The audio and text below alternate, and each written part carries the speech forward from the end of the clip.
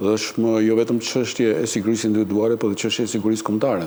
Pasi po deporton dhe në institucionet e rritjes dhe të edukimit, të cilët natyrisht prindët ja besojnë fëmijën një institucionit duke shpresuar që ushqimi, ashtu si dhe procesi i mirë rritjes apo dhe edukimit është nën kontroll të rrept. Po nuk është kështu. Kështu që edhe në këtë studio, më kujtohet në emisionin pa ekspozuar, ne trajtuam rastin e mishit të Filetos Pulës ndotur me salmonellën për 10 ministrës. Dhe u premtuar për masa, për ndërhyrje radikale. Dhe në fakt kemi një ripërsëritje të këtij rasti, ku përsëri kemi infiltrim tashmë të Filetos të Derrit të infektuar me salmonellë. Pse ndodh kjo? Për arsye sepse nuk zbatohen protokollet, nuk zbatohet parimi evropian i kontrollit të ushqimit nga ferma në tavolinë, nga origjina në tavolinë. Pra kontrolli nuk bëhet në treg.